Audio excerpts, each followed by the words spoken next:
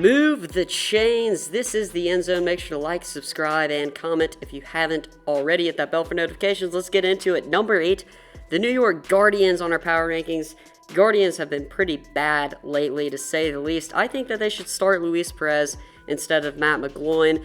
And then Marquise Williams, lots of people want him to start, but he's a very inaccurate passer. He misses the balls high, and he just can't seem to get it done. There's not much this defense can do and when the offense is this bad. Number 7, Tampa Bay. They are starting to get things going. The offense came out against Houston. It's been a very rough season for Tampa Bay, to say the least, especially at the quarterback position. They take another hit. Quentin Flowers is no longer with the team. He is out for personal reasons. I say you give the keys of the offense to Taylor Cornelius. He can get it done. I'm not much of an Aaron Murray believer. That's just my opinion. Comment what you think they should do down below with the quarterbacks. At number 6, Austin Proehl and the Seattle Dragons. This is another team that's kind of just been bland. I mean, the offense hasn't really found a rhythm. Brandon Silvers has just been meh. I mean, he's been all right. They haven't really found much of a run game. Now, the defense with Steven Johnson is very good, but I expected more from Seattle's offense, and I hope to see that in the upcoming weeks. Now, here is where everyone's going to go crazy. At number 5, the DC Defenders come in after a horrible, horrible week in the XFL, getting totally demolished, manhandled, whatever you want to call it, to the LA Wildcats. Now look at their schedule for me real quick. Who have they beaten? Seattle in the opening weekend and New York. That's not much of a strength of record, if you ask me. And they also got destroyed by LA, who has a new quarterback. Now we're going to move on to number 4. That brings us to LA. I realize they started the season 0-2, but this is a power ranking we're talking about here. We're talking about right now. That LA team that we saw on the field, Winston Moss turned that defense around. They fired their defensive coordinator. They changed everything. At first, we thought maybe LA would be a dumpster fire, but with Josh Johnson in at quarterback, they are primed for a great run this year, and I think that they're going to win a lot more games. Only problem, Nelson Spruce is dealing with some injuries.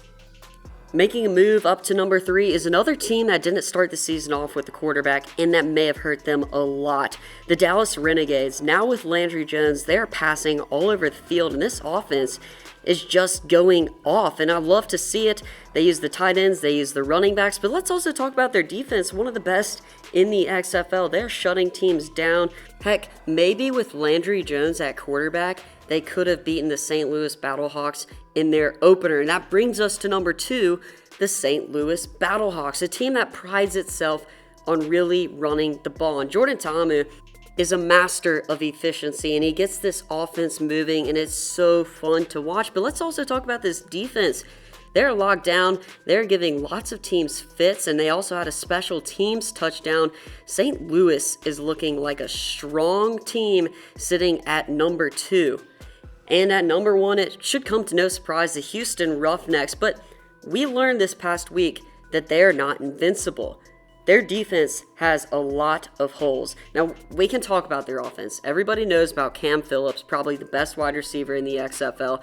Everybody knows about PJ Walker, Phillip Walker, whatever you want to call him. He's the best quarterback in the XFL. But this defense has some holes. They gave up a lot of points and a lot of yardage to Tampa Bay. Tampa Bay also clicked a little, which we've kind of been waiting on. I'd like to see how they respond in the upcoming weeks. This offense, though, is the best offense in the XFL, and it is scary. Let me know what you think. What do your rankings look like? Do you agree with DC being under LA because of that record? And might I remind you, LA didn't start the season off with Josh Johnson in at quarterback, and that could have changed a lot of things for this team. Now with 1 win, they could have at least had 2, and maybe they would be ranked over DC in most people's power rankings. Thanks for watching the End Zone. Make sure to like, subscribe, and comment so we can move the chains.